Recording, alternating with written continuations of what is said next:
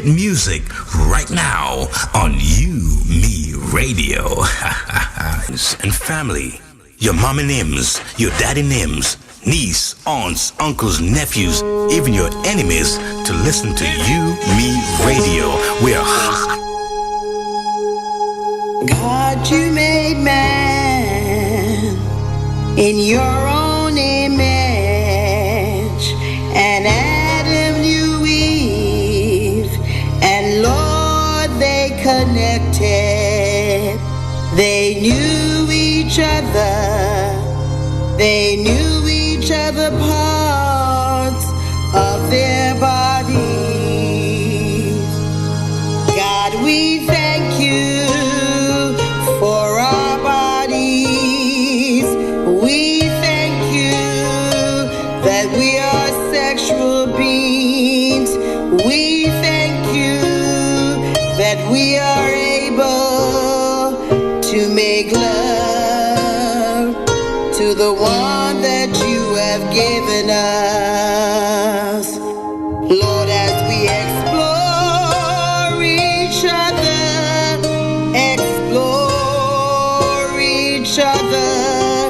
as we express our love for each other by touching the body parts that we are grateful for. And God, we thank you for the female breast. Thank you for the female vagina. Thank you for the erogenous zones. We thank you for the pulses on our bodies that allow us to have pleasure. We thank you, God, for our urethra. We thank you, God, for the clitoris, that we can have sensation to satisfy the man you put into our lives. We thank you for the ovaries. Thank you for the fallopian tubes. Thank you for the outer lips of the vagina, God. Thank you for the perineum.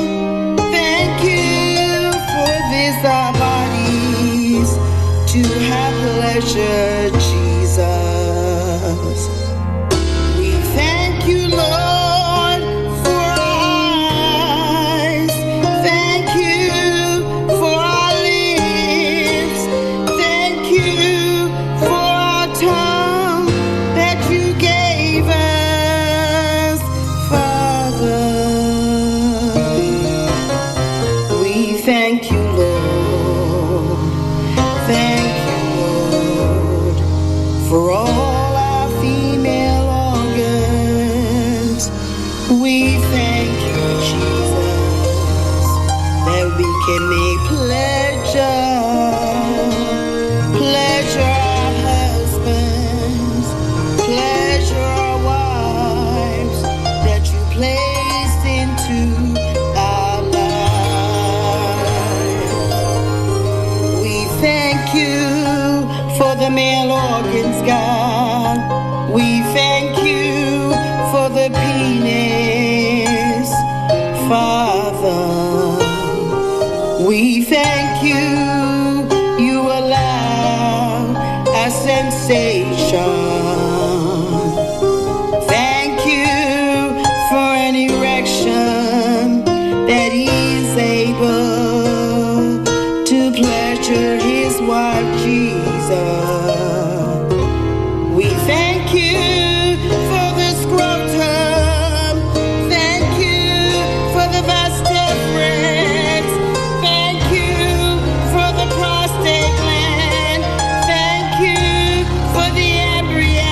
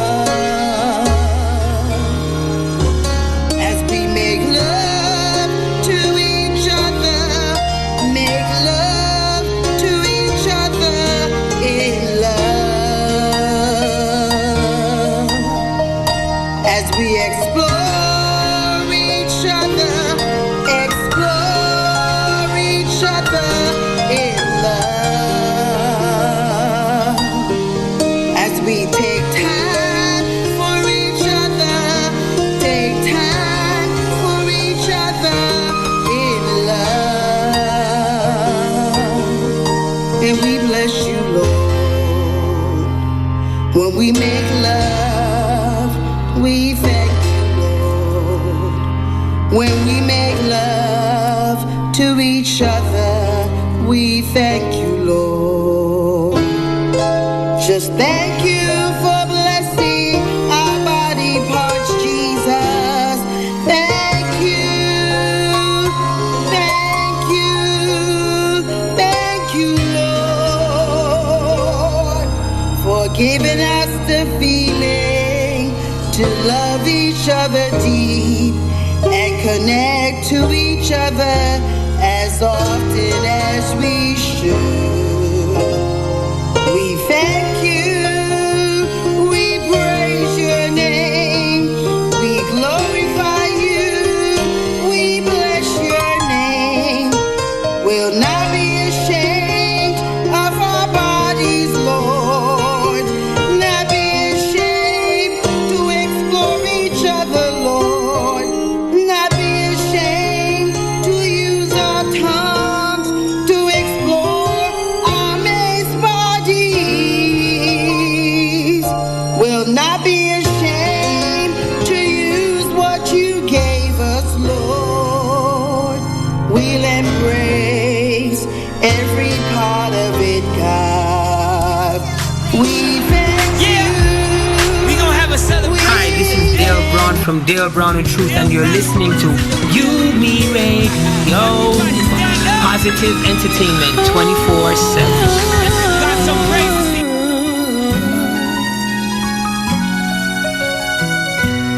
Try to express on paper. Ever since I met you, my boo, happiness blooms in red from violet blue.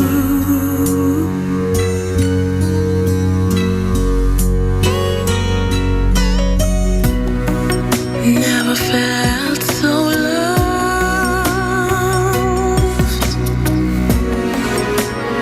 This could only come from above. Baby, it can last for the summer and fall, for the winter and springtime, for a lifetime that's ours. If I live, baby, let it be to love you. If I die, let it be in your arms.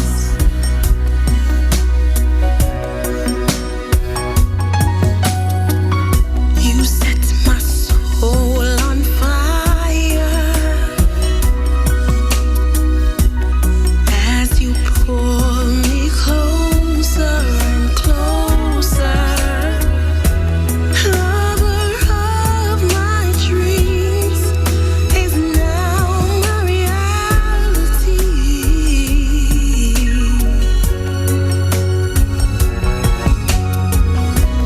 Never felt so loved. This could only come from above. Baby, it can last for the summer and fall, for the winter, springtime, lifetime that's ours. If I live, baby, let it be to love you. If I die, let it be in your arms.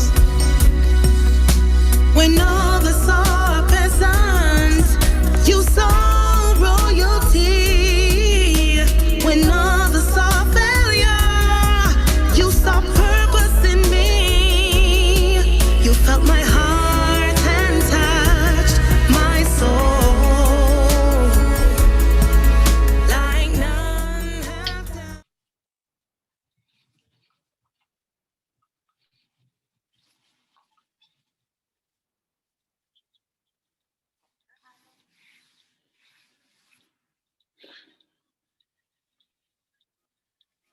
Let's talk Relationships on UME Radio.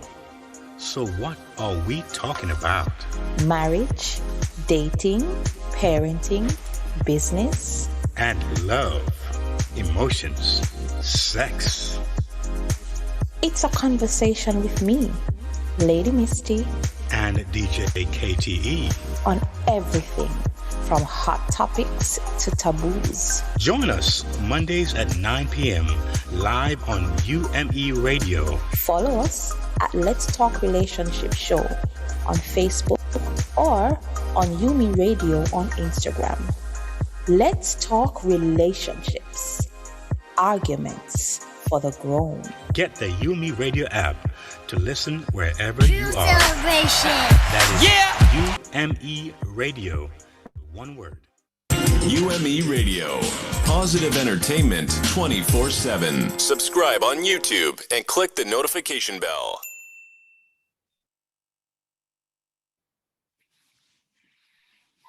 Hi, good night, everybody. Welcome, everyone. Hi, welcome. Let's talk relationship. We have another great episode for you tonight. How y'all doing out there? I hope you all are great. All right, tonight we have another interesting topic. We're talking about family integration. What's that all about? Sounds interesting. All right, so it's a conversational topic, and we hope to have some guests on tonight to help us to dissect and to talk about it in depth.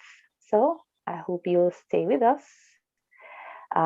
Snuggle up if you're cold and just have a great time with us. All right, we want to say a big thank you, of course, to all our listeners, our supporters, our partners, our viewers. We want to say thank you so much. I always say, without you, there would be no show.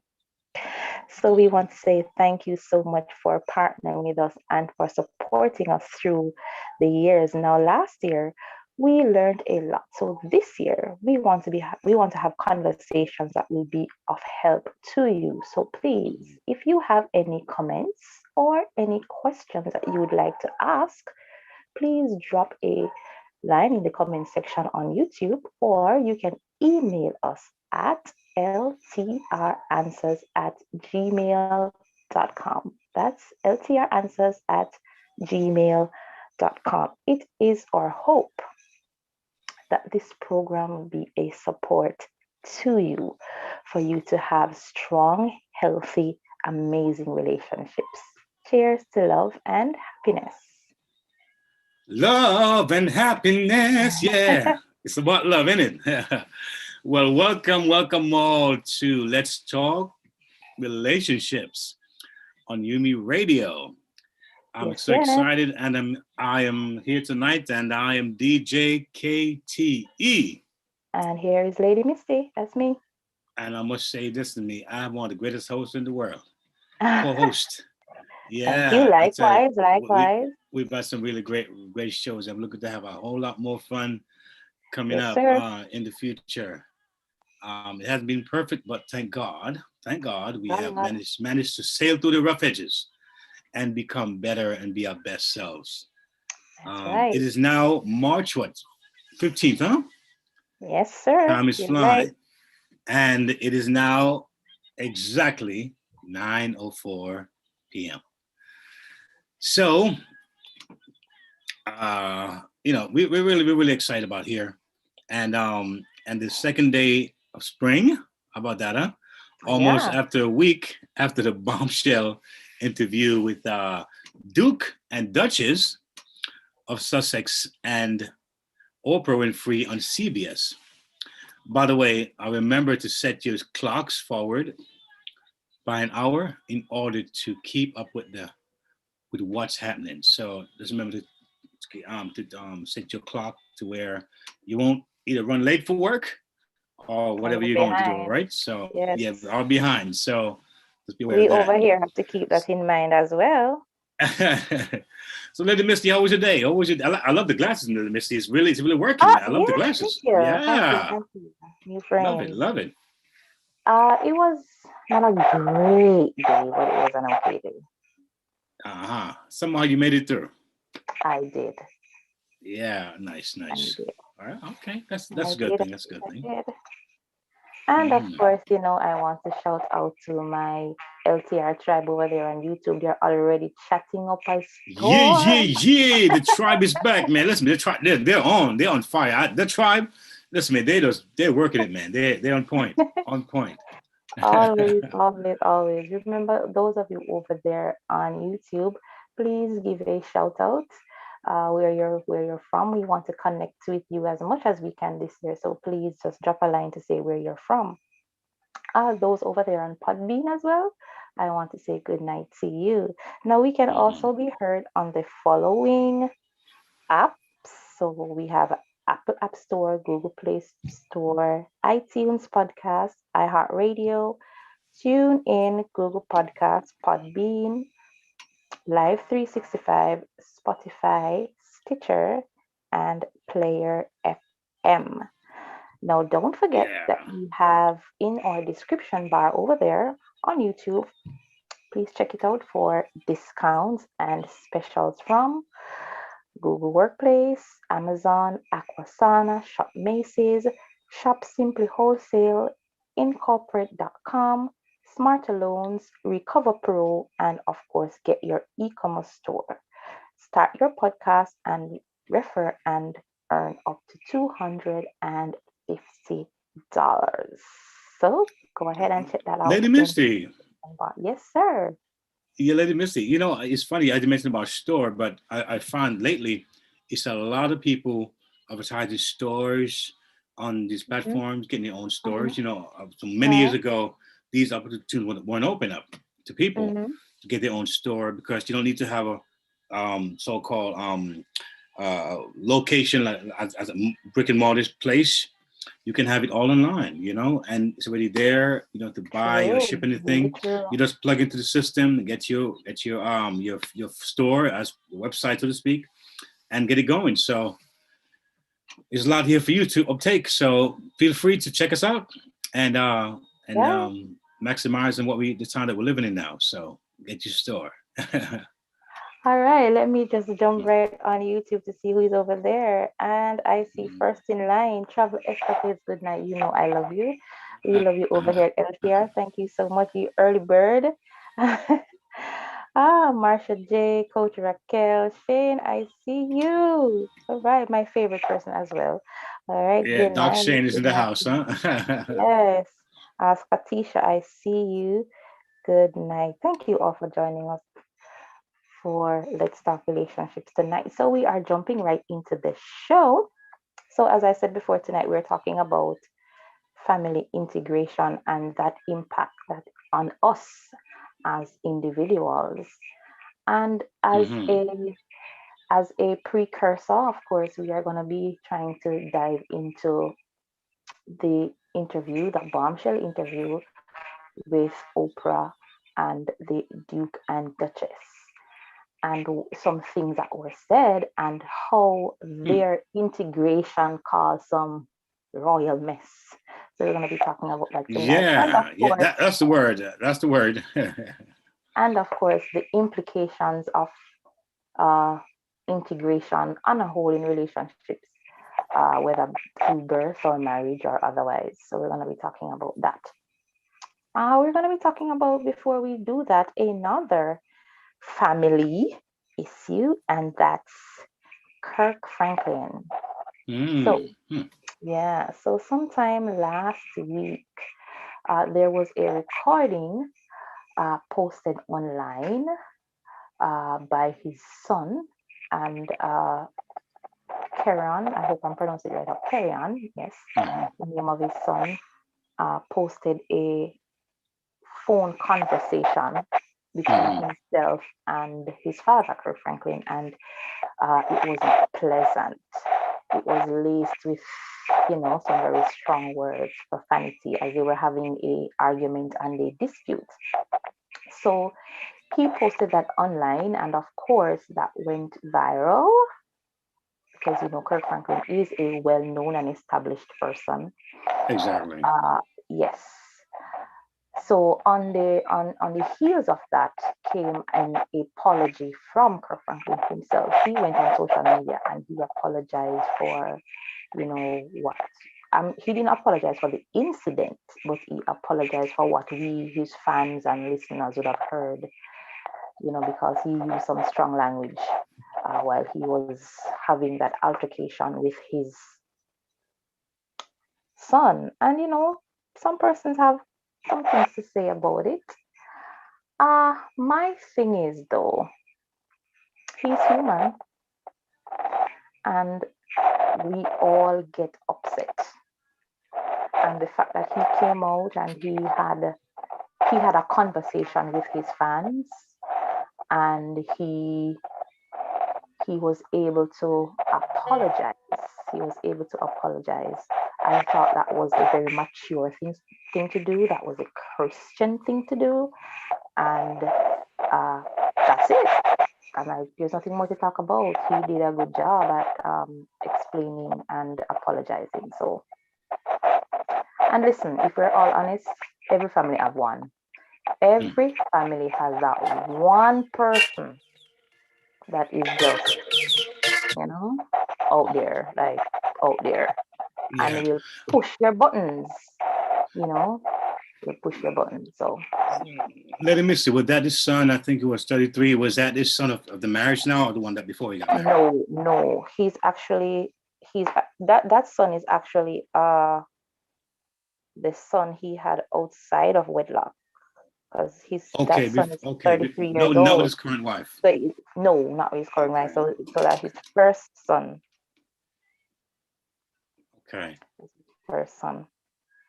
So based on what's really messy, I was reading some things that it looks like he basically had a good life based on what Kirk was saying. Yes, you know, based he on, got I a mean, chance to go to college, and he got a lot we of don't things. know we don't know the extent of the dispute or the altercation, but based on what we've seen posted online, particularly by his sister, as his sister made a post online, and she, I'm paraphrasing now, talked about them being there for him, and he would manipulate that situation. They went out of their way to, you know, put him through college. He dropped out of college. They were always there to provide support for him, and he disrespected that. I listened to the recording, and I heard you know, enough is enough kind of tone. Wow. Yeah. Lady Misty, I'm in a noise. Are you hearing a noise in the speaker? Is that something moving in your end? Maybe something scratching, or like some kind of wire? No, I'm not hearing it. I don't know if it's my I don't know if it's my earphone, but no, I'm not hearing it. Yeah, see, that might be rubbing it. Might be rubbing it something. I don't know if that's what it is. Oh. Okay, it's gone now. So maybe that was rubbing on your thing, maybe on your scarf or whatever it was. Oh, my bad. Let me see if I can fix it. Yeah, it might have been. It might have been that. Okay. Yeah. All right. I hope. Okay. All right. Right. We apologize for that if you were hearing that, everyone. Yeah. So, I think he lost his temper. He did admit that, and you know, he did. You know, he blew his top off, and you know, some persons were saying, you know, oh, he's a Christian, he should behave like that. Come on, now, we've all been there. Some of us have cussed in our minds. We probably don't say it out loud. Or use the profanity in our mind. But let me see. I mean, let's not go throwing those stones right now.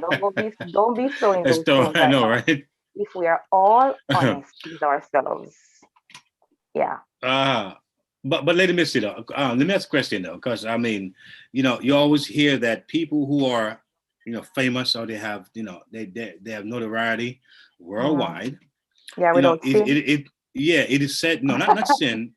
It said that, you know, when they have a certain amount of accountability because of where they are. No, not saying they won't make mistakes, or they can make mistakes, but it just shows you again how critical it is that when you are in a certain position in life, what you may do that may be slight and normal for every other human being, you when you make those kind of mistakes, it can be very damaging. You know what I mean? Yeah. So I Correct. think that as much as I can identify with his humanity, you know, as a one myself, and I'm flawed and make mistakes, and you know, and being out of character. Kirk Franklin, the name itself, I mean, it's the household name, and so you're still as you can a certain amount of example and weight, and if you want to get real technical about it, you think about Christ who came. If he had made one mistake, only one mistake, if he made one sin, he did, the whole thing would have changed. But that's Christ So too. again, I know, but I was saying that the reality is that what he did, he does have a great effect because of who he is. You know, Yeah, I and I personally agree, understand it. and I agree with what you're Yeah, saying. But you and we know, can't walk away from I that. think sometimes we hold people too highly, like we put them on a pedestal sometimes, and we tend to forget that they are prone to mistakes. And uh, well, all of this just shows us that hey, we can all meet on a level playing field. Yes, I do understand the whole matter of you being respectful and being a Christian and somebody who is um, popular, somebody who's well known, and your status is out there, that Mm, you are regarded as, somebody who wouldn't probably use those words or behave a certain way. And yes, we expect that from you. But at the end of the day, and this is not an excuse to say that, we all can go cussing every time we get upset. But uh, it reminds us that we are human. In mm. my personal view, this should not have been put out there. I think this was Right, malicious right. and petty behavior, you Hmm. know. So, and I'm saying, well, if it wasn't out there, we would know that Kirk Franklin cussed. Well, Hmm. that's true, but some of the things, some of us have behaved worse. And if our Hmm. recording should really go out there, some of us would feel the same way. So, Hmm. uh, the end of the at the end of the day, we agree he admitted to what he did, and what I will choose to dwell on is the fact that he did the mature thing. He came out, he didn't put out a written statement, he came on camera, and he engaged his fans, he engaged the people that listen to him to say, hey, listen, I was in a weak moment. I lost my temper. Those were his words. I lost my temper, and I'm apologizing. And I think he did it in all sincerity.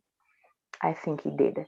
So, um, and as we talk about family integration, sometimes, incidences will happen in our families that will really push our buttons and cause us to behave like that. And Hmm. as Christian and as calm and as, you know, level-headed as we are, there are some times where instances where we do get upset. We Hmm. do get upset. Lady Misty, I think is that I'm definitely concurring with you on many levels, but I think that we live in a social media world right now. Where just about everything, can just shoot off into cyberspace. You know what I'm saying? The reality is that um, it again shows you Mhm, how important it is for mhm. us to have that carefulness when it comes to what we say, what we do. Sometimes, True, we know we're human beings. We know we are true. capable of doing stuff, but I think we have to be a lot more serious, especially when you hold such an office. Yes. It comes with that much more greater responsibility. So I it's just more think than that just, we ought to be you see, mindful. Just be mindful yeah. of, yeah, but that doesn't excuse you from being angry though. No, it doesn't. It doesn't. But it shows you. It shows you the danger, because see, a lot of times why people do things is because a lot of it is because they have unresolved issues. They have trauma themselves that they haven't dealt with.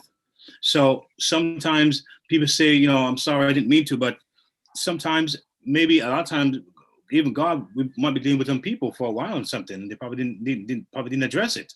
You see, Right. so sometimes the public shame. So there's human being. Yeah, we get that, but we don't know sometimes what is happening out there behind the scenes. Why it comes to this point where now it's now the world sees it. because sometimes, they're I warnings, mean, they're based signs on the before. stories circulating, is that this is Hmm. somebody that they have been trying to work out. He did say in his Hmm. response Yeah. that they've had a, not a great relationship, and they have been doing their best to work through it. Hmm. They've gone to therapy individually together, and Hmm. the, whatever his behavior is does not Hmm. improve. Yeah. Based on the statement put out by his sister, is that over a period of time they've really been trying to support and help Hmm. him, but I'm Yeah. guessing maybe his attitude, whatever is Hmm. addicted to, Yeah. whatever it is that's causing him to have this behavior has not changed over the years. Hmm. And even Yeah. though he's now an adult, uh, Yeah.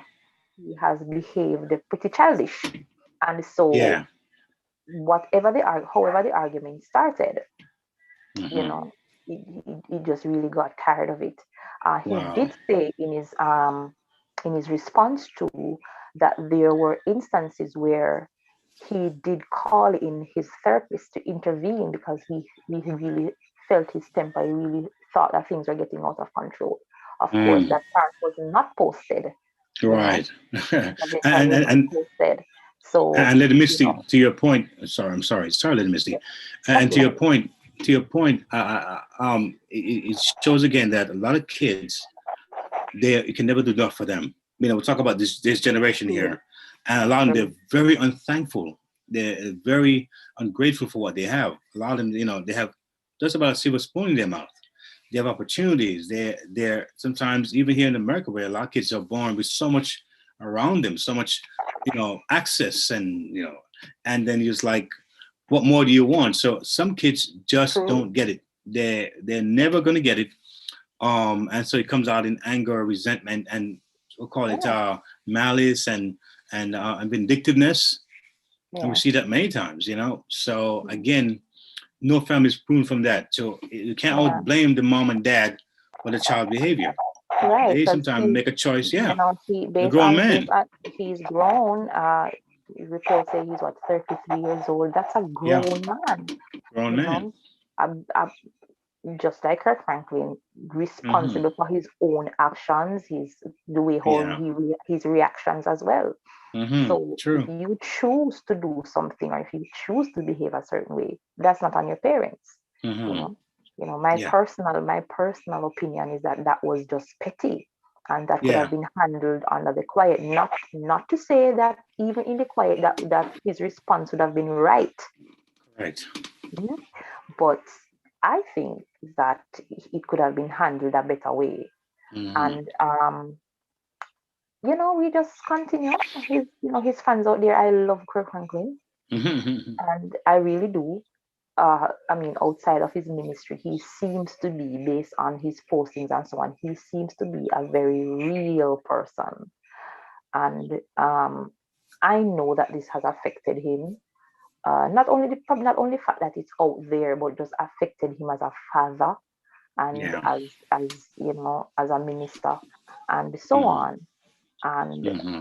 I'm sure he's dealing with it. I mean, he and God will have that, you know. Yeah. Yeah. So my and, and my and also too, it can be another step for him to actually go higher, be more aware of himself, because maybe of There you course, go. as a person, we never stop growing. So he's an older gentleman, opposed to his son, but he's also can, what, let me be a little more aware and maybe do some more some soul searching and some more Yeah, man, development I and think whatever it so. is. And I really respect his maturity.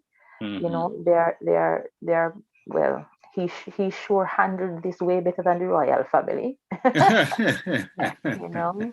But I respect that he came out speedily to address the situation. Yeah, it was important. Took the bull by the horns and he said, listen, Hmm. I did a thing, I did this thing. I'm not denying it, but I'm Hmm. saying I apologize. And I know you all Yeah. expect better of me, and we're moving on Hmm. and we're handling this as a family and so on. So Yeah, kudos to yeah, him.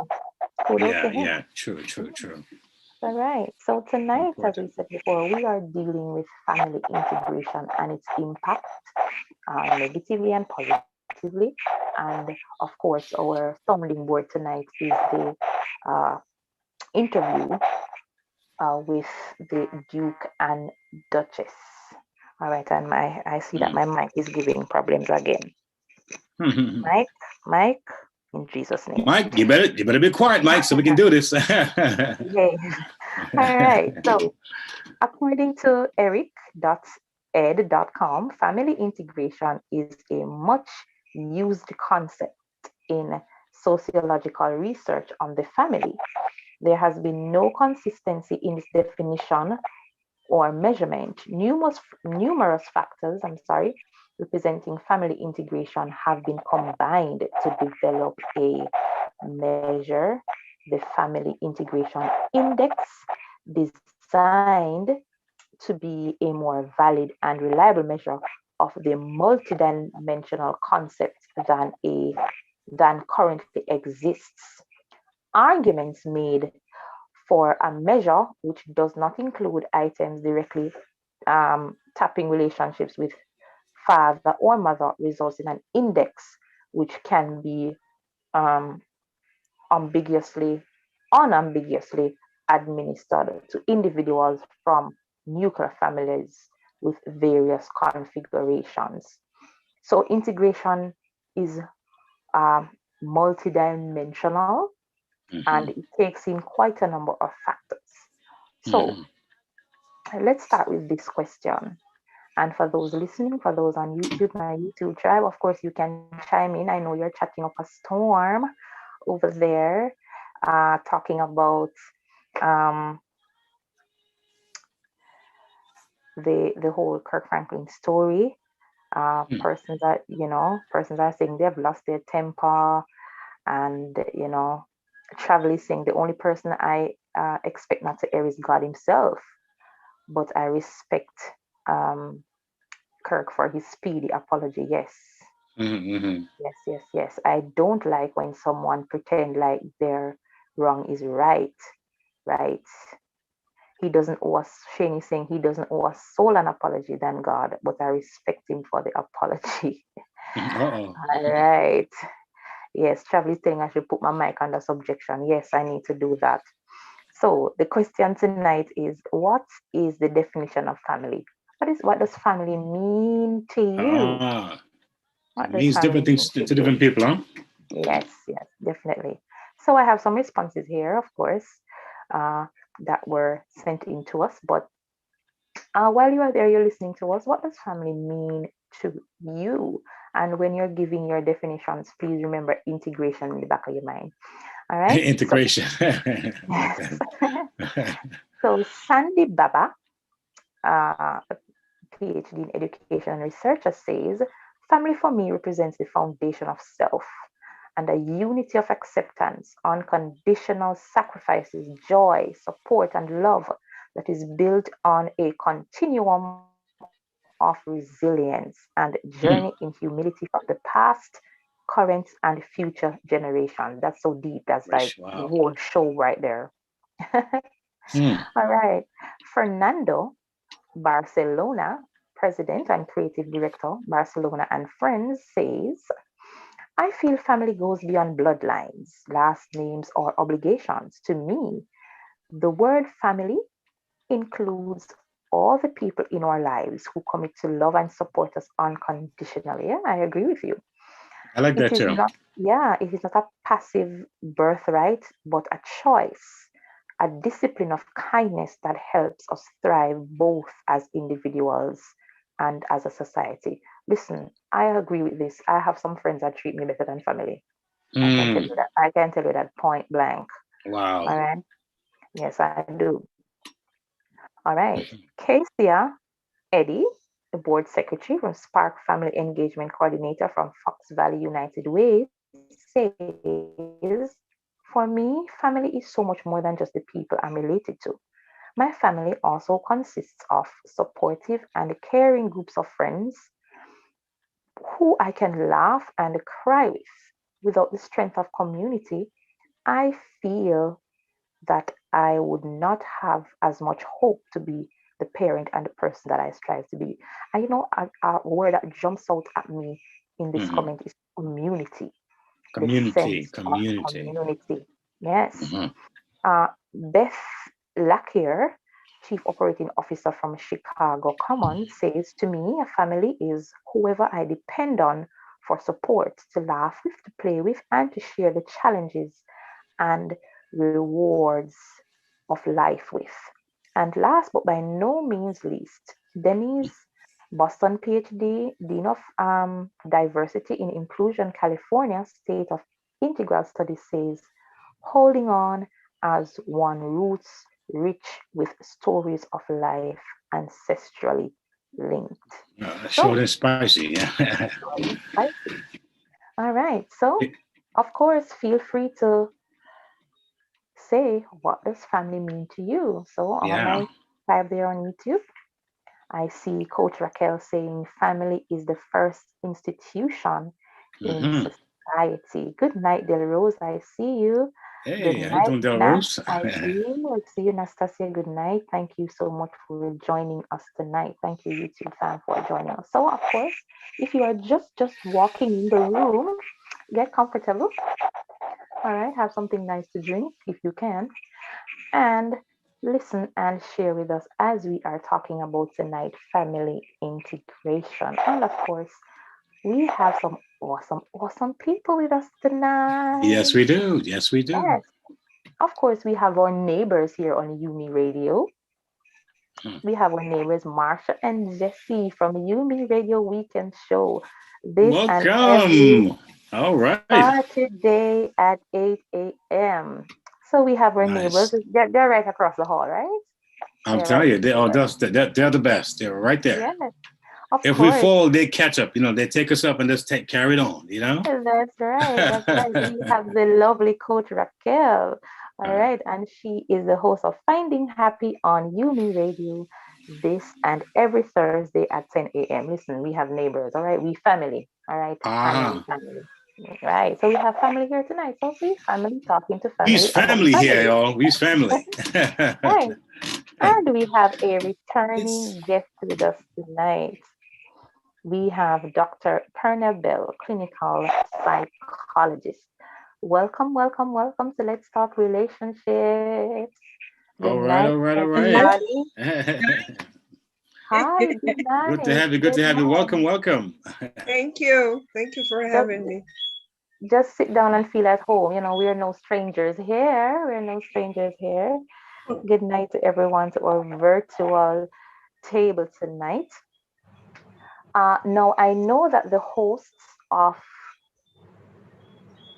weekends, they covered this story this May I past apologize Saturday. for Jessie? She's not well. Pardon me? I apologize for Jessie. She's not well. Okay, all right, Okay. all So we right. pray for her that So we're she'll be. sending love to you. Mhm, We're sending love to you, Jessie. mhm. Also, we are sending love out to Marsha J. I know it was her birthday on Saturday. So happy Birthday lady, belated huh? birthday. Actually, Yeah, thank you yeah. guys. Yesterday. Oh yeah, it was yesterday. Oh, I'm sorry, 1 year yesterday. I younger, hope huh? it, 1 year younger. All yes, right, I like that. Oh yeah. Happy birthday. 1 year younger. Yes, because 2020 did not count. There you No, go. it wasn't a year. Yes. All right. So I hope you had a great birthday. So yes, so I know Marsha J and Jesse. I love to you, Jesse. Feel better soon. They covered this story on Saturday. So here's a little recap of the story. Now, 5 days ago, the Duke and Duchess of Sussex, that's Prince Harry and Meghan, sat down to do a transparent and what was described as a bombshell interview with Oprah about Mhm, their lives as royals, including how it was, is, and has affected their children, their finances, and mental health. Their experience positioned the interview in a light that says marrying a prince ain't no fairy tale. mhm, We see themes of love and family relationships, courage, friendship, hues of colorism, perhaps racism, change versus tradition, dangers of ignorance, power of wealth, tradition, silence, consequences of choices. Tonight, we will dive into their story and leave with empowering messages for us. all. So for those who are listening, that was a recap of the story of the Duke and Duchess. And we are going to be taking the angle tonight of family and the impact of family and family integration. So good night again, everyone. I just Night. read some. I just read something a while ago from this little paragraph, and it really jumped out at me, and I want to start with that question. I read that this integration affected them in all different ways. It affected their children, it has affected their children, finances, and mental health. And I want to start with the doctor tonight. Now, coming back locally. So we took the plane to England, we're coming back locally now. When persons are married or they're in an adoption kind of a thing, and they are integrated into a new family structure, how does that weigh on one's mind or one's mental health? If I'm to understand your question, is it in a relationship that is Yes. problematic? Yes, because this one is Okay. problematic. So let's take it from that angle. Yes. I think one of the things that all of us want is to feel acceptance and to feel like we are Yes. part of something. Yes. And just imagine we want to be a part of a family. And in being part of that family, we are not accepted and we are rejected. First of all, it's going to, our sense of identity and who we are is going to come into question. Am I good enough? Is a question I'm going to be asked. Am I good enough? And breaking it down in terms of, am I good enough? Am I pretty enough? Am I educated enough? Yes. Am I worthy enough? And so all of that is going to end up, if the answers comes up to be I'm not good enough, it's going to end up with low self-esteem for the person. Yes. From a psychological standpoint, to feel like I'm not accepted and I'm not good enough. Low self-esteem can lead to the feelings of I am not worthy. And if I am going around feeling like I'm not worthy, it could lead to depression. It could lead to anxiety.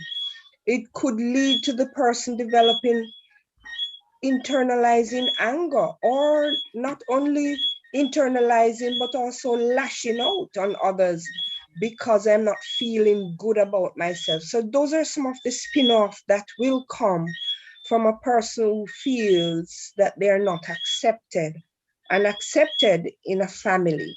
We all have what we call a primal effect. And a primal effect is wanting to feel part of a family. Every single person I know, they will go to lengths if they don't even know who their family of origin is. I want to find that family of origin.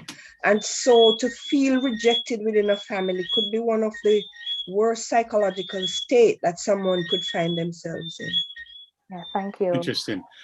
Before we go further, is there a noise in anyone's background that you're aware of? Any noise, like a sound? I'm on my veranda, and so all my little critters who comes out at night are here. Okay. Once you're not speaking, just mute your mic. Once you're not speaking. Yes. Thank you. All right. All right. Thank you so much, DJ KTE. Now, Coach Raquel, Marsha J, I want to hear, from you. What are your opening thoughts about, this kind of integration and what it means to you? What jumps out at you when you hear the events that has unfolded with this family? I'll let Marsha go first.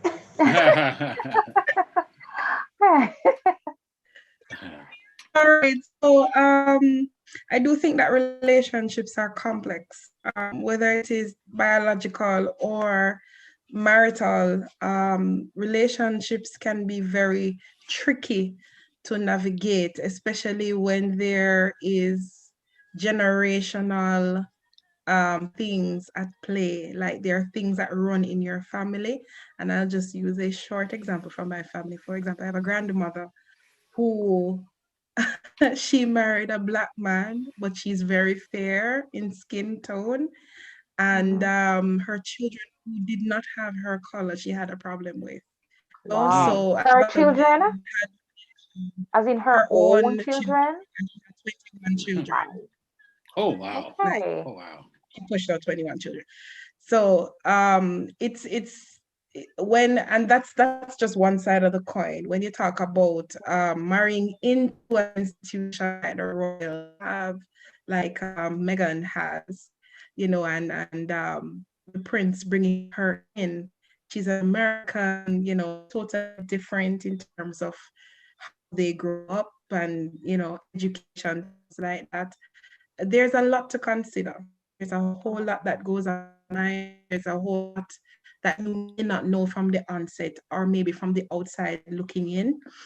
She admitted in the interview that she thought she was prepared somewhat, but when she actually got to the other side of it, she realized how unprepared she was for the sequence of events that took place, and she began to speak about that.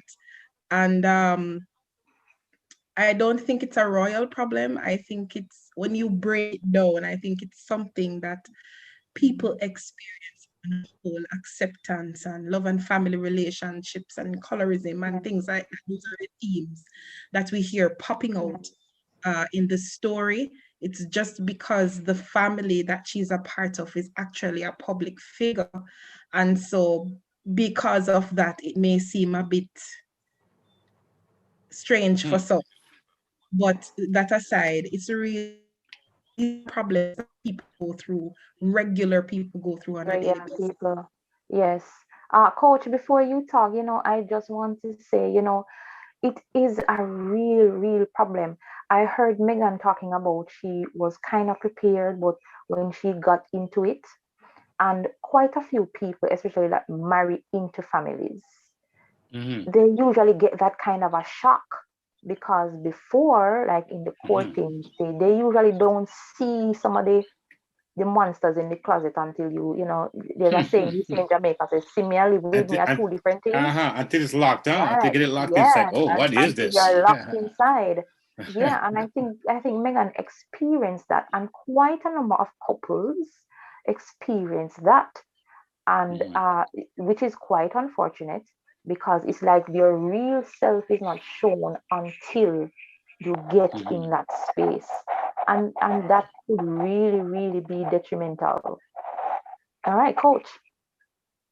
Um, this is making me kind of appreciate, I think, how many persons keep saying I am a part of their family. I kind of grew up sort of like an informal foster kid, bouncing from here to there. Okay. So if I look at it from that perspective, where I was always getting into somebody's household, you know, and getting out. And but as I look at this situation, I think there's more at play. There's a spotlight integration happening, and I think what made it just kind of explode even harder was the external toxicity that she was also met with. That extended family, I guess, of the institution, the media. Yes. Understanding that family has this symbiotic relationship with the media where they feed off each other. And so I believe, based on my understanding of what Meghan was, when she was expressing herself, is it wasn't even just, there's the one level of dealing with, I'm in a new space. And though my husband tried to really warn me and prepare me, I only got his perspective. So when I got in, I had to deal with the other members' perspectives and experience, right? Because she said that she didn't go searching because she felt like he was giving her all this information, as a preparing her. And while some people think he was irresponsible, I don't, because I just understand when she's saying, he sits me down, he's telling me what to expect from his perspective. Right. But also, like you said, it's one thing to be told something, and it's another to experience something. But she didn't really get a fair shot, because this was not just, you see, this was not just a regular family. It's a family who has, in my opinion, made a commitment to leadership, right? Made a commitment to stand out above the rest. Made a commitment, I would like to think, to portray as though positive relationships is what they're about, business, family, and all that. But I do think it's a problem that here is this young lady who went in, and what I find even worse is not just that she went in and had challenges, but they had to run for escape from those challenges. And even after running and now relaying their experiences, They still have the challenges. even though the family still is not even able to say, let me acknowledge your pain and leave it there. They're still in defense mode. And I always say, if we're close and you're in defense mode, then you're defending against me, so we're at war. Is that it? Yeah. I do think by their position, they're not just a regular family. By their position and being funded by the state, they're saying they're going to set an example. I would hate to think that the example, that this example they're supposed to set has no prerequisite for morality, love, care, compassion. I would like to think that if a family is going to be, for example, the first family of a country, community, that the tone they would set would have some compassion in it. Yeah. Right. Accountability in it. There's a question that has just come in, and I want to ask everyone on this panel the question, and it says, what do you do when your spouse doesn't take your side when you're reporting ill treatment? In Meghan's case, her husband took her and ran. He supported her 100%. What do you do when even your spouse takes the family mistreating you side? That's an interesting question. Yeah. Yeah. Wait and answer last. How do you navigate through that as a husband or a wife, dealing with that kind of a situation where He's making a statement to me. That's what I would think. He's one of two things. He's either too weak to stand up for me, or he's making a statement to me that he chooses his family. And I'm not talking about fairness or unfairness. Right. Let's say I think relationships involve people. And when it involves humans, I think how it's managed, it's so important. Integration, it's like when I remember I was working with the health department when they were going through a merge, and they were they had to get in professionals who help the team deal with change and understanding that there will be some loss and there was some separate breakdown management, right? And I think sometimes because we're family, or because it is it's informal, so to speak, we spend so much money on weddings. I think we should invest that money in integration, because merging is not, even if it's just a regular team. I mean, especially if you have people in your family who are all educated, opinionated, people who are independent thinking. Like, I mean, the more I think about it, it frightens me. But when I really think about it, I think people need to be prepared for things like this, especially. But then, today as we're talking about leave and cleave, I think managing managing a marriage, managing a family. Well, business is all I know, so I do everything like business. So I think even families need a strategy. Like, I couldn't even, if I had a family right now, I know I'd be running it like a business. because that's where my skill set is. I have like a strategy, a whole plan, what we're doing. Not necessarily that you need to do it my way, but I like to be in the awareness of what are we doing, where are we going, and Yes. what are you asking of me. When I think about it, the whole dukes and judges thing, and I think about many, many, many years ago, when I'm sure in many of those minds that they never thought there would be a day when one of their kids would marry a black, right? Now, what makes it so interesting to me is that I'm looking at Meghan, but she actually doesn't look black. If she didn't tell you she was black, you probably wouldn't even know. When she's standing, I'm on right. So to show you how covert this thing is, and how amazing. Once the word black comes too close to anything, all of a sudden it is black. You know what I'm saying? Because you think about even the husband, what must have been going through psychologically to prepare his mind to say, well, okay, all right, I see how things are home. I see how things have been. How am I going to now deal with this situation, bring this person into my family and be somewhat of a mediator and be the one to be the glue, because they love their son, of course, and they want to give him a chance to also love who he loves as well. So we see where the kind of monarchism, the kind of control was released somehow. Like, we have to give him control, so some free will, some free reign, and don't dominate his will.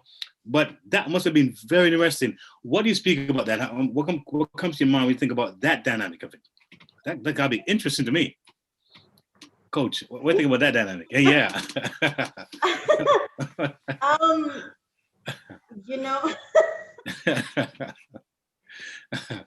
I'm going to be frank. Man, I've always been, well, for me personally, I never necessarily thought, I always wondered who would even marry me. I don't have a family. Like, like I usually think, well, if you don't have a family, why would someone want you in their family, right? That's what I'm thinking. That's like the big old, maybe she doesn't even know how to fit in a family or be in a family, or, but I feel like as you said that, I can't imagine. It must have been really difficult for Harry, especially thinking that this is a family, but they're going to choose the institution over you. They will choose the business over you. They're going to choose their facade over you.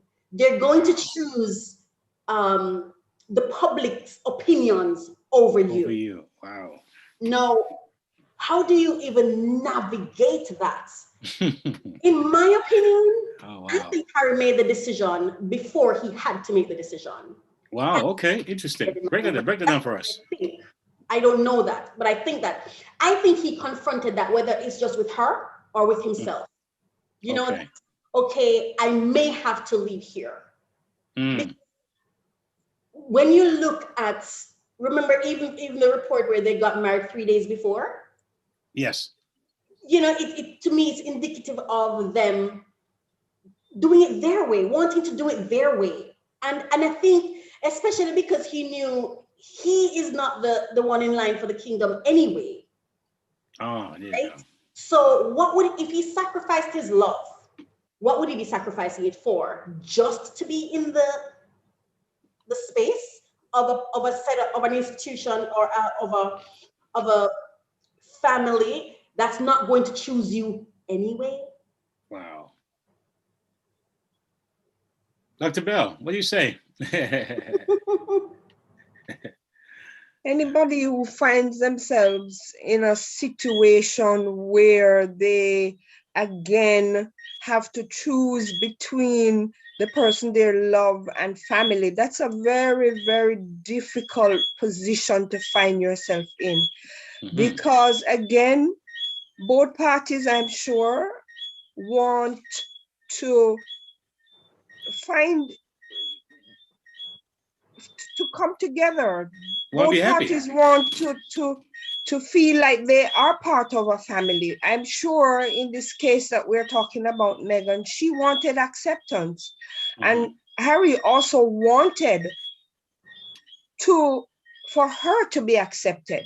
And if that wasn't coming, that's a very difficult position. And the question was asked earlier, how do you, if someone is siding with their family, that's again going to be a terrible position to find yourself in, because then where is going to be your normal? What is your normal? Being on a constant basis, feeling that sense of rejection, both from your partner and the partner's family. I don't know how long that could survive. I don't know. I don't see it surviving. Yes. Marsha J, what are your thoughts? I think I'm gonna switch hats a little bit. I've been a wedding planner for over 10 years. And sometime in February, I wrote an article about 5 reasons why you should get premarital counseling. People get married for varied reasons, right? And even in my experience as a planner, I tell people this all the time. I don't consider myself like a counselor or so on, but with enough experience, you can share. You're not just marrying the person, you're marrying their entire family. True. And so when you have someone to even and have that conversation and ask the hard questions, right? Of course, you would have to do your own due diligence in terms of observation and spending time with them, getting to know them, picking their brains, educating yourself, going into a relationship considering marriage, because there are a lot of persons, they love each other, but honestly, they don't get along with the family. And it's a very painful experience. And sometimes experiences like these even cause the wedding to not happen. I've seen cases. One and not the whole family. I have seen cases where on the wedding day, fights break out because I don't like your wife. She's too old for you, or this is the issue, or that is the issue. So it's a very important institution, and it's a very serious one. And a lot of times too, you will find persons who they love each other, but they don't get married because they realize that the family feud that will follow or precede it just would not work. It just would not work. Could someone talk about the mental health of it? Because I've heard folks say, well, I mean, she's wealthy. Come on, what's wrong with these people? I mean, they have his maid, you know, dinner, prestigious place. Yeah, they have the money. So what's up with the mental cry? So I think a lot of times people are not keen to these things, that it's a silent disease, you know, and I like you got to speak to that part of it as far as the mental aspect of it that people may seem to overlook or not even think is relevant in this case. It's very relevant, one's mental and psychological state. If you're in a relationship where there's constant discord and constant dislike, as I mentioned earlier, mentally that person is not going to be functioning at the optimum. And if this is ongoing, when are you going to ever get a normal sense of self? And if that's not happening, just as Marsha J said, I mean, that marriage cannot survive under such, distress, having to be dealing with persons from all sides that are coming at you and telling you that you are not worthy to be part of my family. You're not worthy to be called the name or given the name that you are assuming. All of that is going to create distress, psychological distress, which is the depression, the anxiety, the feeling of worthlessness, hopelessness. And just as Meghan highlighted, if you're depressed and if you are feeling hopeless, it's going to lead to suicidality. And that's what she was experiencing. So that's part of the mental picture of what could happen to someone who is in a relationship that they are totally rejected, and there's no camaraderie, there's no family bonding, nothing of that nature is happening. That's unsurvivable, and that's what the word I heard her say, that it was unsurvivable. Yes. What do you feel about someone said that there's overt and there's covert, you know, where it may not be as blatantly in your face, but it's in the room, can't escape it. Yeah, that's another angle. I think that's so, because I tell you before I even asked you to address it, because I remember being a part of a band, and we started traveling and doing a lot of things. I mean, crowd of 5,000, sometimes 10,000 people. And we started getting a little popularity, a little fame, right? And I would go on to a show. After the show, I'll be exhausted and tired. But when it said we got to go and sign for the CDs, sign our names, you know, give autographs, you got to look happy, no matter how you're feeling. You can't be looking. You got to always show that, you know, I'm there with you. Even though you're in pain, you're tired, you're exhausted. You may have a bad phone call you got from your family. You got to show them for that moment that you were there with them. And I think that also, she must have been facing that as well. I mean, really, you know, that covertness where it's like just perform. You got to show the public what we are about. We are the one. We are on top of things. We don't have issues here like that. We must shine. So speak to that, Coach, if you don't mind.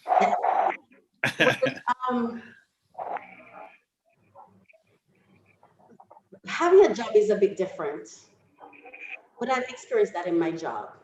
Okay. You know, I don't know if you've ever experienced being in a position where other people believe that, who are you? Like, who are you to think you should have this position? Who are you?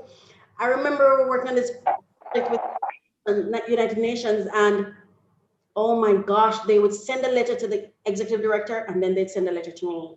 And I would like beg them, like, could you please not send a letter to me?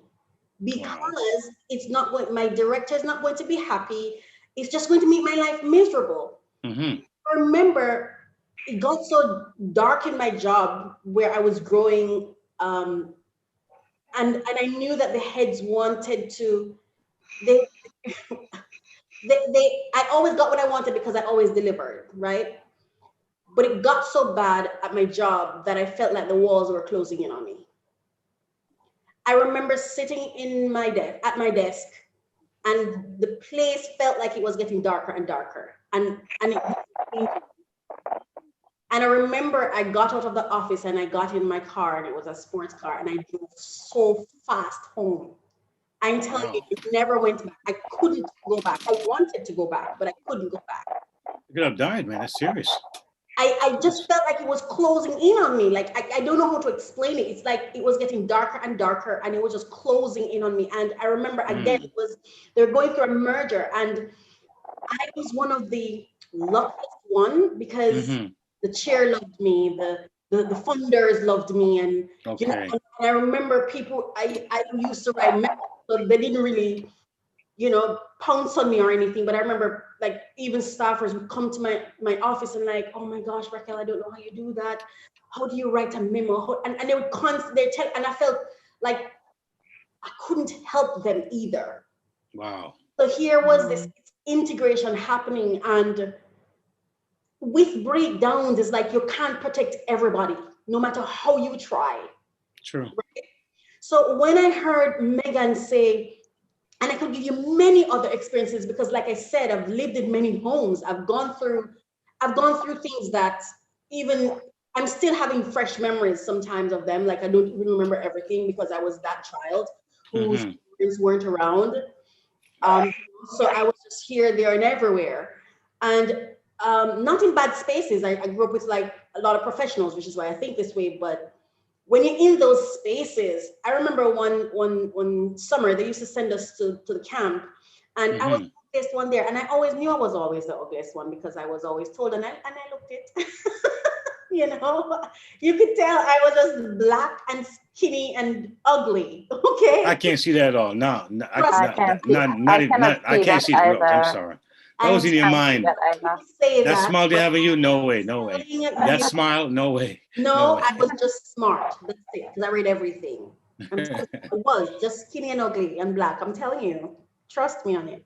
I don't believe that. Well, that's all right. That's okay, Coach. I remember when I went to the camp, I won camp queen. I won. I don't know how on earth. Well, okay. Okay. My There you point go. proven now. Okay, my point is proven. No, seriously. I don't know if I'm gonna laugh or cry. But it's because of the quizzes. I was really good because I did Bible quiz. I was involved in everything. Uh-huh. My thing, you know? Yeah. And so I won it because of that. Because I'm telling you, it's not because of my looks. I mean, it was all wealthy kids and what the society, the world tells you beauty is, I was not. Okay. And I remember I was so happy. I won a hymnal. I got this is the wand, and I had the hymnal, and I'm like, oh my gosh, I'm gonna give it to, I won't say her name. I was so excited. And I remember she had 2 nieces that went to the camp as well. And as I got to the door, I was so excited. And when she came, I was like, oh my gosh, I want this for you. And then she said, oh, you win camp queen. My niece. Oh my goodness. Wow. My goodness. I cannot explain what man. Gosh. I felt so betrayed. I felt like betrayed by myself. I felt like, how could you have trusted that she even loved you? Like, how could you allowed yourself to think, to believe that it was real? Wow. And I remember I started staying in my room. I wouldn't even go to the bathroom. I used to even wet myself in the room, like wanting to go to the bathroom, stand at the door and can't move. Oh my goodness. Yeah. I was about 11 years old or so, and I started running away and she would come for me, you know? And at the time I couldn't understand it. And then when she comes, she'd be like, this is what you want to be on the street? And my little mind, I couldn't understand it. But the rejection that I felt so unworthy. When I heard Meghan expressed her experience, I was able to connect because I understand. It's like you've done your best, you did all you can, but it's just not good enough. Wow. And you keep asking yourself, where's the goalpost then? Where is it? Keeps moving, huh? Can't get it. Can't get that post. Yes. Like every time you get there, the post has shifted. You see what she went through, and the thing that's so painful, that speaks to our humanity, is that even after she survived it, we're still, the public is still telling her that she is still not worthy to have survived it. Because now we're saying she's lying. We can't even accept her experience as her experience. I don't know what it is in this society today where someone can't say, this is my experience, and we just sit in that and hear it. Why do I need to explain after you give your experience? You never accused me of anything. You gave me your experience. But it's like we treat experiences like accusations, but they're not. And you don't know what a person have gone through. Remember now, she also had a white father with sister. I don't even understand. It takes nothing for us to close our eyes and see what she's going through. Her father, her sisters, the media. Oh my God. Gotta be tough. Wow. She has to be. Son. Yes. Blood. And I have some comments I want to read. I'm sorry. Finish your statement, Coach. Well, I was going to say, and the grace with which she sits in it, I know she's. Oh, that's remarkable. Yeah. That made me proud. That's proud. Yeah. Yeah. So I have some comments and text messages that have been coming in. I want to thank all my YouTubers and those who are listening for sending in their messages. So Apostle Faith says, good night, Apostle. Well, I'm not sure why some people believe that because you have money, one doesn't experience emotional or mental issues. They are humans like the rest of us. She continues to say, Harry is a real man. He left his family to cling onto his wife. I applaud him for that. Yes, it may be challenging. It may be a challenge, but with love, determination, and perseverance, one can make it despite the odds. It was heartbreaking to hear Meghan's thought about not deserving to live. Another comment says, and this is from Shane, my wife is important. I love my family so much, but who do I live with?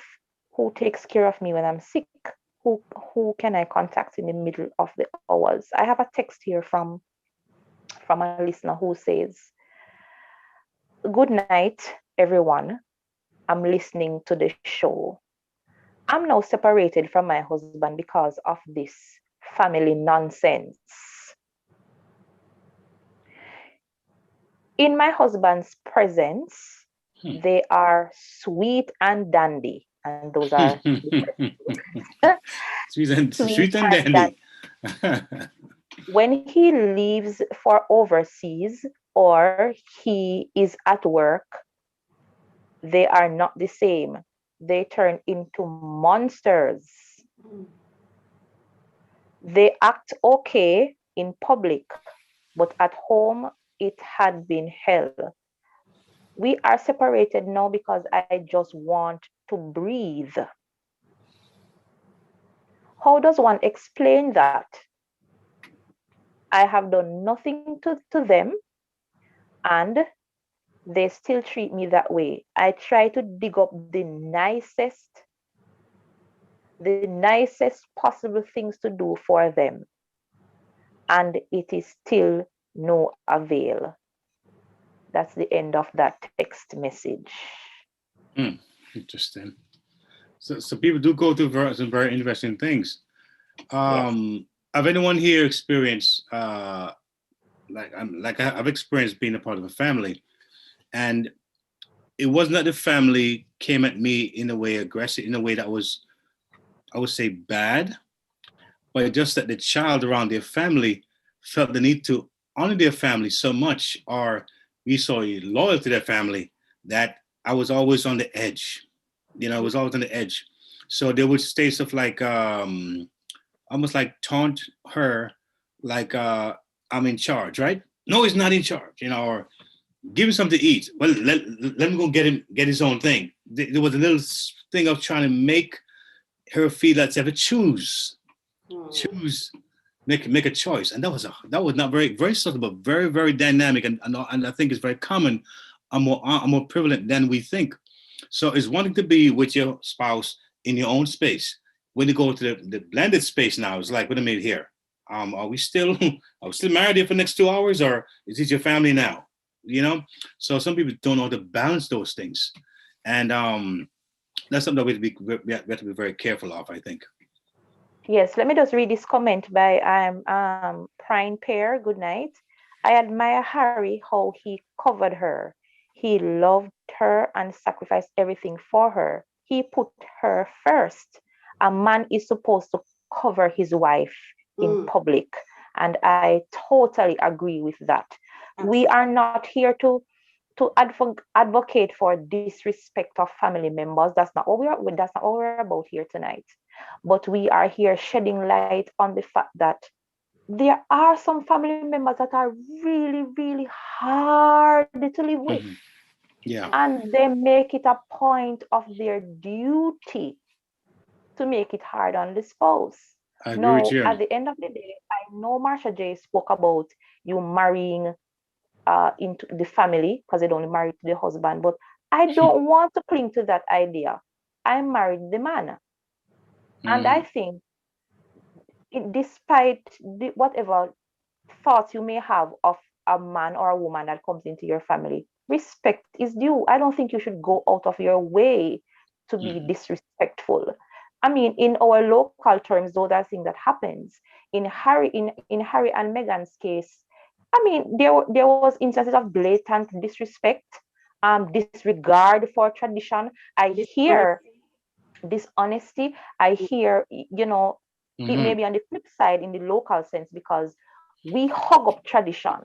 So, for example, I may marry into a family where the wife cooks, and sometimes the men bring that into the marriage. And so no matter what I do, if I am falling down and dying, I still have to get up and cook because of the tradition. The traditions that they choose to hang on. They choose. Yeah, yeah, This is yeah. what I want to, or my mother did this, or my father did this, so this is what I'm gonna do. And Mm-hmm. nobody thinks about creating a new dynamic, as there's a new Oh, dynamic to the yeah, family, yeah. right? In Megan's instance is the flip side. So they have disregarded tradition.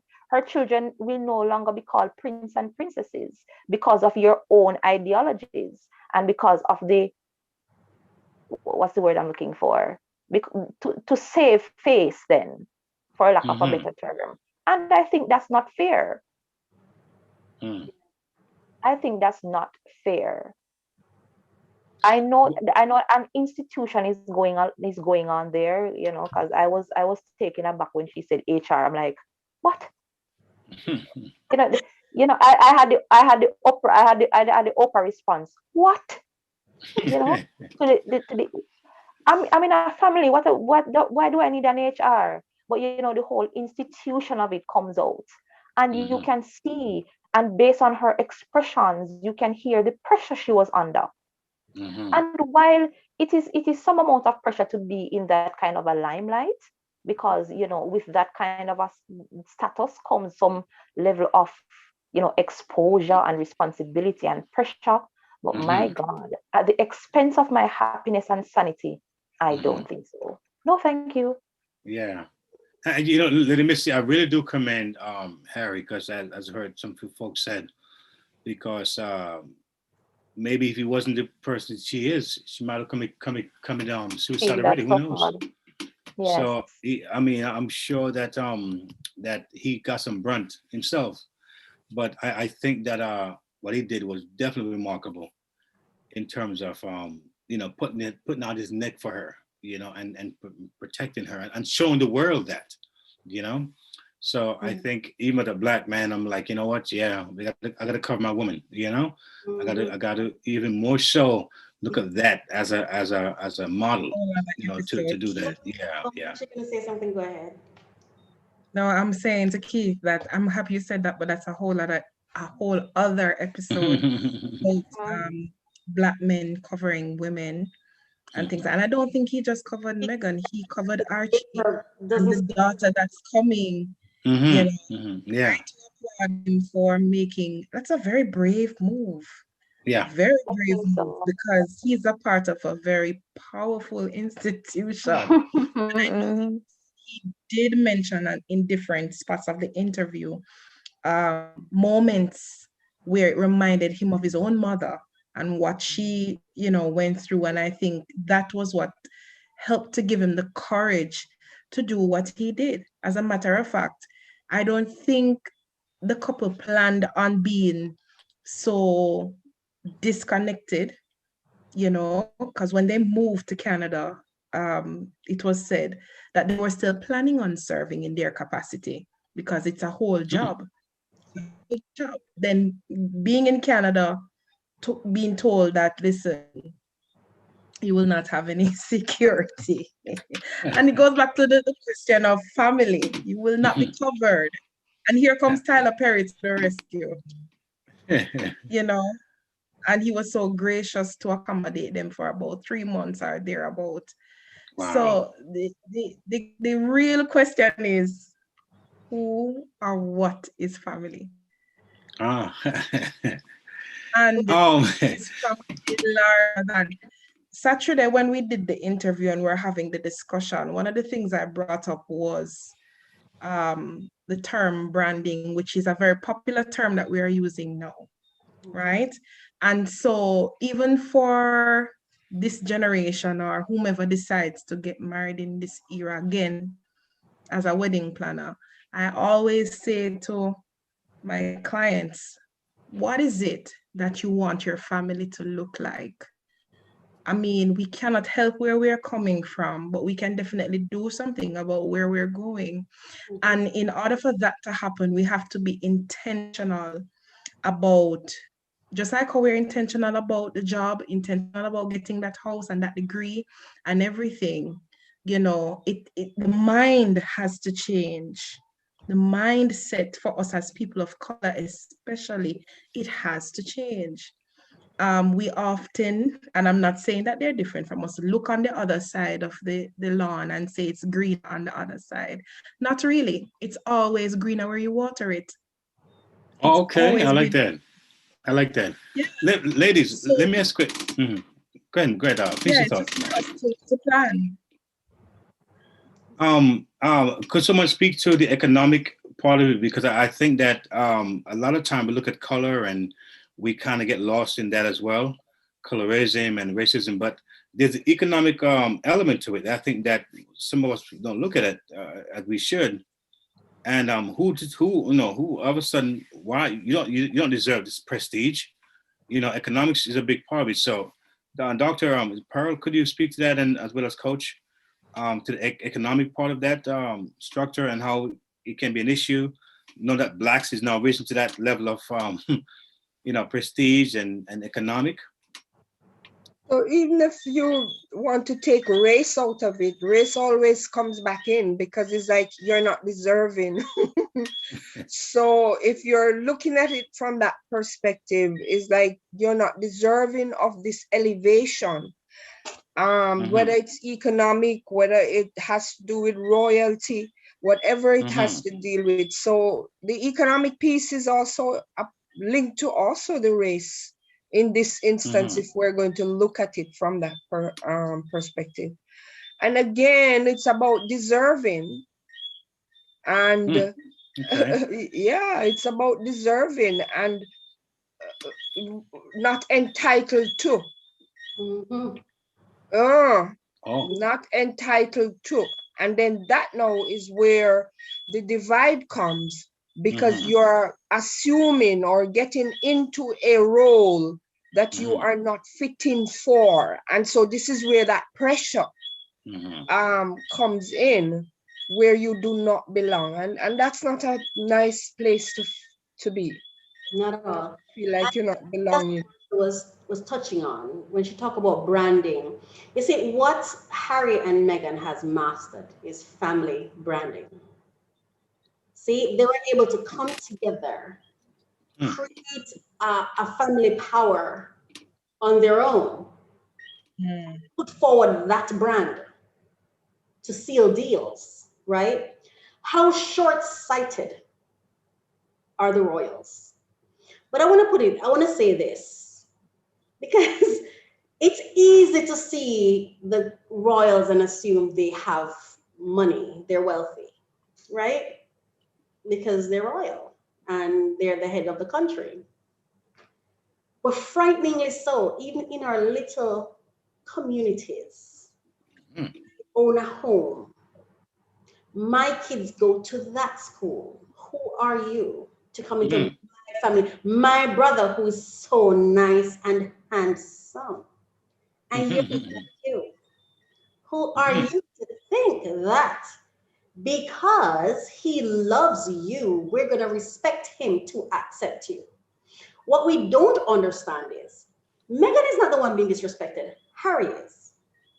See, when someone is coming into your family, when you claim you love your family member, they step out and say, this is the one I'm choosing of all the others. They come to you and you look at them and say, and seek to disqualify that person. Has nothing to do with the person. You're not talking about your family member, and you're not you're not sending a message that we don't trust you to choose on your own. Yeah, good point. We cannot rely upon you to choose on your own. So we're going to step in to debunk whatever you think you believe, to demonstrate to you that we do not believe you have the capacity to choose on your own. So let's demonstrate how this goes. It's embarrassing. Yeah. It's embarrassing. I think each of us should take this moment to check ourselves. Check ourselves. Yes, I've gone through many families, like I said, and when I look at it, it doesn't look too inviting to me. That's why sometimes when people keep saying to me, you're like family, I don't even understand. I turn back and I'm like, what do you mean? I'm not married to somebody for you. I was not adopted. I wasn't born here. What do you mean? Is it because I'm good at something? Because to be honest, I have never been chosen to be somebody's wife. So outside of my skill set, and I was from a broken family. My parents didn't parent me either. My mother left. So outside of what I can do, what are you choosing me for? It's not like somebody's loving me and saying, oh, I don't care if you have a job or don't have a job. I'm just gonna love you for you. You know, and we really have to step back and ask ourselves, who am I? Because we're missing out on the opportunity for expansion. God is the one who's supposed to decide who is supposed to come into your family. And as a matter of fact, expansion can only be good if you're open to it. And you're going to get the result that you want. This is what I say in my course that I teach, yes? You will never get you'll never get a result greater than the quantity and the quality of your relationships. Never. So if you think by yourself you can do it, you go back to God. This is what I say. The next time you have a challenge with someone who someone else chose, take it to God. How about that? Go to God and say, God, I don't like how you made this one.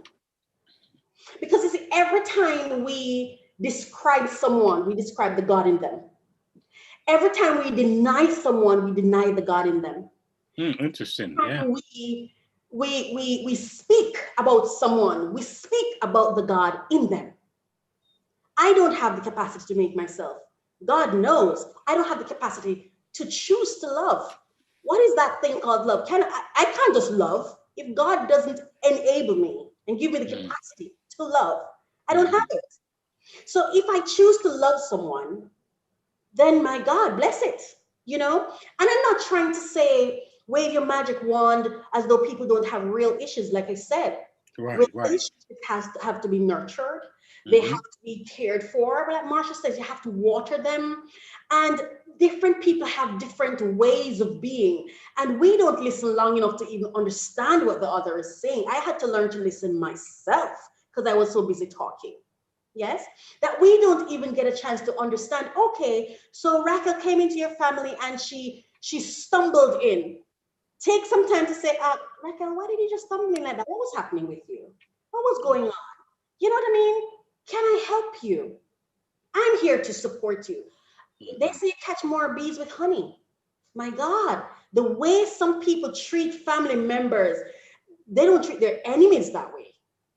You know, we have to do better. All of us have to do better. They're not doing anything we're not doing. And anything we identify in them already exists in us.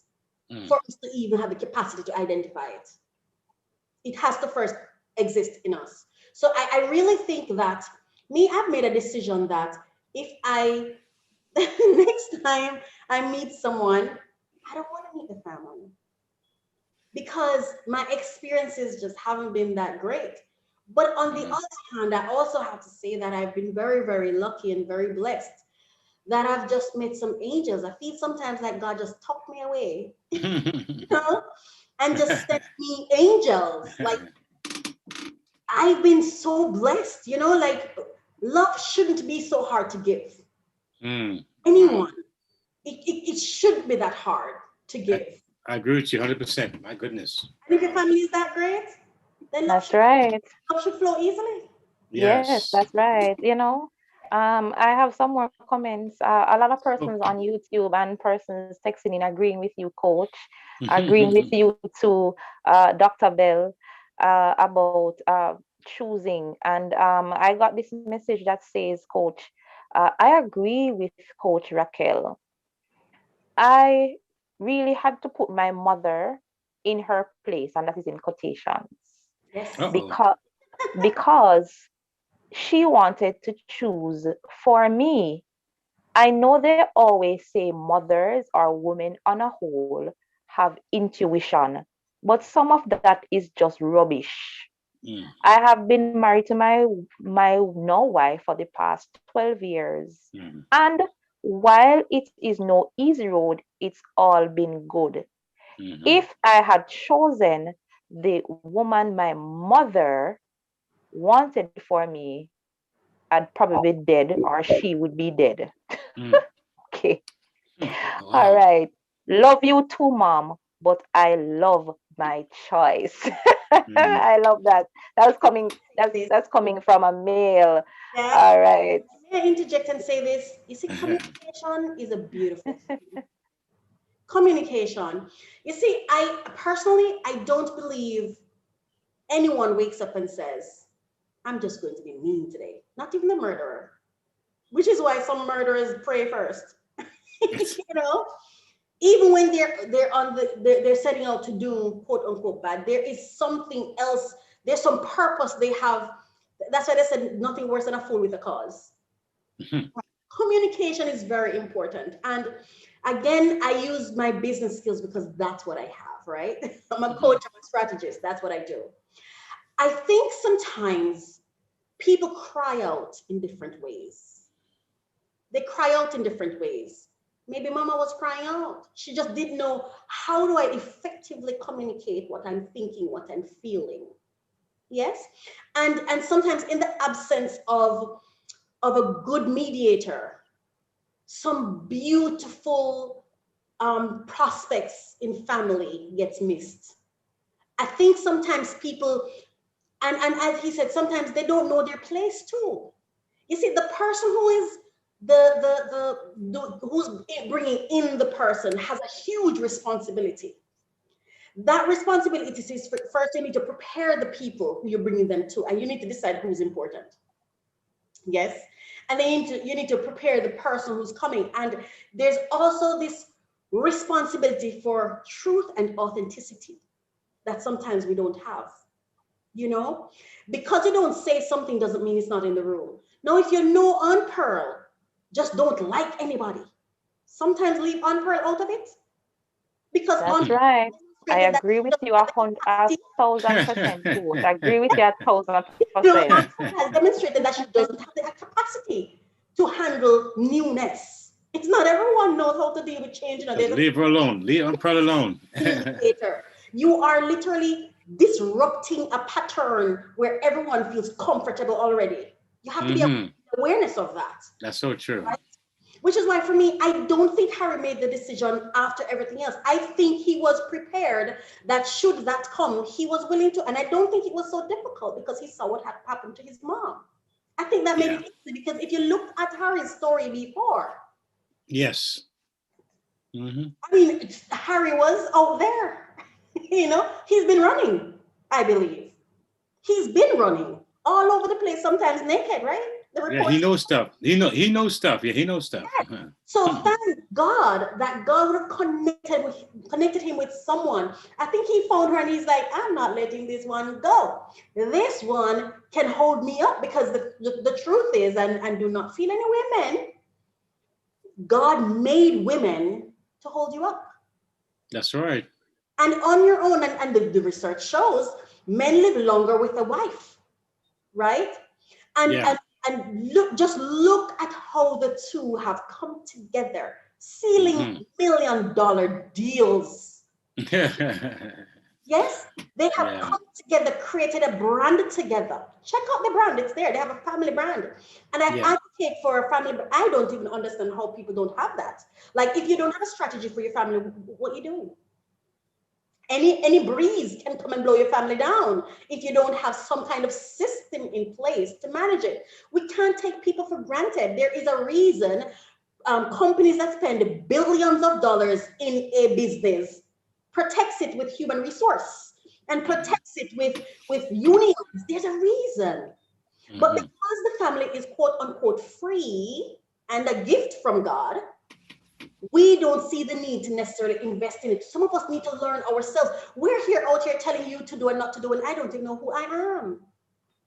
I'm over here jealous that you meet somebody because I've never met anybody as good as how I see this one treating you. So why do I feel that the need to water your relationship when I'm over here lonely and sad, but I can't tell you.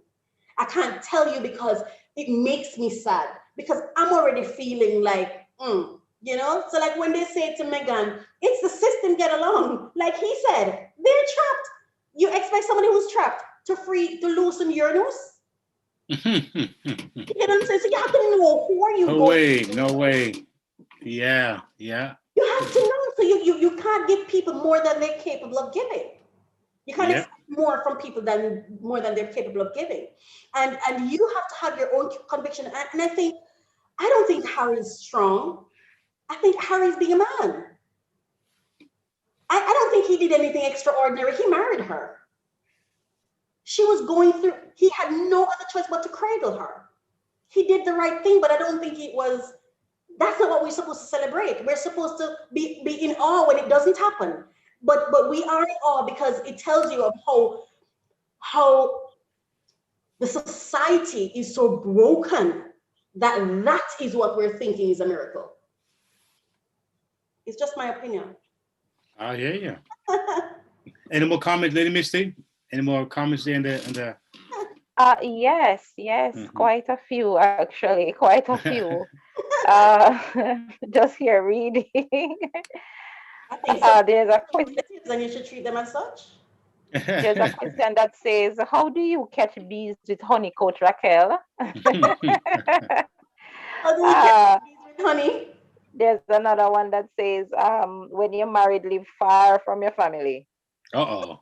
How far? How far?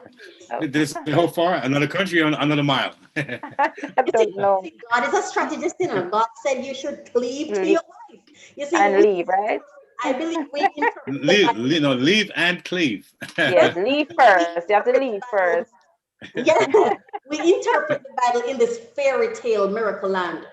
But God is a strategist. He's very practical, you know, and when he says something, it's because he understands the need for it, and he understands the impact if you don't. It's not any fairy tale. When God said don't kill, he knows that if you kill, chances are someone is coming to kill you back. Because you might have killed someone who someone else loved. It's very practical. He's a strategist. At least that's my understanding of him. And so when he says something, it's not because, I don't think it's so much out of obedience. He's trying to help you have an easier life. You know? He's trying to help you survive down here. Wow. The monk said it, right? It's a jungle out here. I mean, it's not family. Some family members are relatives, and you have to treat them accordingly. There's another comment here from Apostle Faith that says, "Yes, Minister Marsha, got to change those old traditions, create new ones that will fit into your new family." She also says, yes, some people don't love themselves, so they may not see the new they may see the new person as a threat. It's that insecurity issue that many don't own up to. There's a text that says, so many I lost it. Okay. So many spouses, whether male or female, silently go through abandonment even when they're in households because of family. They do not feel a part. I may not be in Meghan's shoes, but I can relate. It is a lonely feeling to be a part of a family and don't belong at the same time. I know that feeling. Wow. Ladies and gentlemen. I am like that in my own relationships. I had to run too. We listen to UMERADIO, guys. And we're coming down to the close of this segment here. My goodness, I tell you, it may not be one of those ranchy slasher shows, but it's a show that should have us be a little more mindful and aware of sometimes how we may show up when we have guests or strangers coming in. Because a lot of times when people feel what they feel, we don't know that we're affecting them a certain kind of way because we're so used to our own way, our own approach, or the way mommy did it, way daddy did it. So we kind of don't realize that we have to sometimes extend that stuff even over more than we can or should to make someone feel welcome. You know, the Bible talk about strangers, how we welcome strangers. So this is important. A visitor. It's like having a beautiful home, but nobody can sit on the sofa. Yeah, no good. Oh, wow. Not good at all. Just collecting dust, eh? You know, So I thank you, ladies, for tonight. Lady Missy, anything you want to kind of just take yes, us home? DJ KTE, just listening to you, I really agree with you. A show like tonight has a lot of depth, and it really reminds us that people are struggling. That's Yeah. one. We are. And two, everything that glitters isn't gold. Oh yes. Say it You again. Please say it know, again. everything that glitters isn't gold. I mean, everybody was saying, even I remember watching the wedding because Man, because them goodness. them saying that they were married 3 days before was a shocker to me. I mean, well, nobody knew, of course.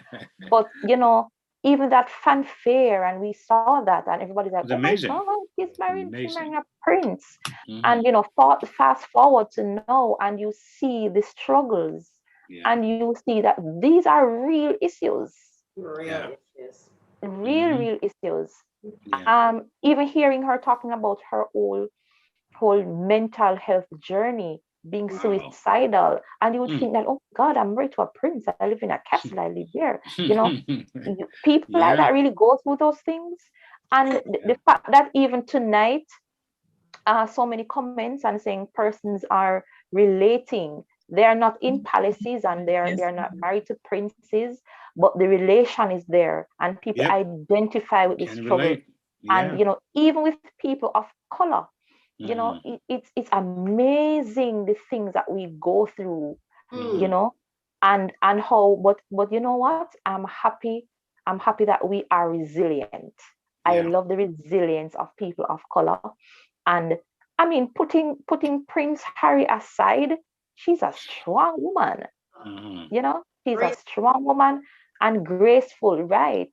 And she, even with all the backlash and all the comments being hurled at her, she's remaining quiet, she's remaining peaceful, and she's owning her peace. Yeah. I saw a comment that says, if this was a black man, fight would have gone. If this was a black man, Right? probably the palace would burn down or something, because a revolution or something if her husband was a black man. But you know, we admire Absolutely. his own. He came into his own. He made his own decision to take on this wife, because I'm sure he could have chosen anyone Yes. from over there, but he chose to own this wife and cover this wife and stand by this wife, and step away from his family. Even though I know it hurts, because even when he was talking, you could see that he wants a relationship to continue. He loves his grandmother, he loves his father, he loves his brother, but he says, listen, I love you, but you can't keep hurting her. When you hurt her, you hurt Hurting me, me. That's right. That's right. and you hurt my children. And I love that, and I really admire that. And those are the positive things we should take away, so that we can have strong, healthy, amazing relationships. Well said. It was What can a you say after full that, night. huh? Yes, And I it must was encourage you a guys, all your full listeners night. out there, that this is a Black-owned station, right? And I'm proud to be a part of this. And we're learning that we're not liked too much, and we're not encouraged too much, to have a voice in this world. And I would challenge each of you listeners out there to let 21 be the year where you get 100 people to listen to this station. Your goal is you're gonna get 100 people, each of you, to listen to UME Radio, because this is ours. This is family here, and we want to actually use it as a platform so that we're not muzzled by the powers that be, so to speak, and we can speak freely, express ourselves, whether it's religiously, economically, socially, physiologically, and every other area. All the alleys, all the And alleys. empower how many lives, Lady Missy, how many lives want to empower? How many lives? Over 1 million. Amen. All right, so we're done with Over. that. I'm not leaving it at 1 million. I'm saying at over 1 million. Over 1 million. I hear you. So again, Marsha J and Dr. Pearl and Coach Raquel, you guys are absolutely phenomenal tonight. Such grace, such a beauty. What can I say? Black women are the best. We Thank rock. you, neighbors. Yes. Thank you, neighbors. Thank you, neighbors. We And all Lady family. Missy, So thank you. yes, Yeah, it it's was a That's pleasure good. family. being here. Yes, it's family getting together to talk about family. That's it. Yes, That's that's it. it. That's That's right. it. Thank you so much for joining us tonight. YouTube tribe. Oh Lord, I yes. tell you. Listen, I can tell you. We also had a guest on here too. We had a guest. Oh, Oh wow. Trudy, I think it's Trudy. hey Trudy, how Trudy. are you? Didn't see Okay, so her, for but Trudy hey, in the welcome. Zoom room. Yes. Thank you for keeping our company over here. Yes, Thank you, thank you, Trudy. Trudy, for Appreciate that. keeping our company over in the Zoom room. Hmm. Yes, thank you so much for keeping us company. And of course, the persons over there, those who texted in their comments and them saying they're listening. A lot of persons saying shout out to you, Coach Raquel, shout out to you, Marsha J, shout out to you, Dr. Bell. I'm getting all the messages. I can't read all of them. To all the persons over there on YouTube, I want to say thank you. Thank you for your comments. Thank you for keeping over there hot and festive Yeah. for us. Yeah. How did festive? Yes, hot and festive. Please remember, of course, to like, subscribe if you haven't to the YouTube page. Of course, continue listening to Yumi Radio. Continue listening to Weekends with Marsha J. I'm promoting everybody tonight because we're all about family. And Thursday morning at 10 with And Thursday Fun morning and at Happy. 10. All right. Good night, everyone. Have yourselves a great night. God bless. Take care, Good everyone. night. Good Thanks for night. having me. Let's talk Relationships on Yumi UME Radio. So what are we talking about? Marriage, dating, parenting, business. And love, emotions, sex. It's a conversation with me, Lady Misty, And DJ KTE. on everything from hot topics to taboos. Join us Mondays at 9 p.m. live on UME Radio. Follow us at Let's Talk Relationship Show on Facebook or on Yumi Radio on Instagram. Let's talk relationships, arguments for the grown. Get the Yumi Radio app to listen wherever you are. That is UME Radio. One word. UME Radio. Positive entertainment 24/7.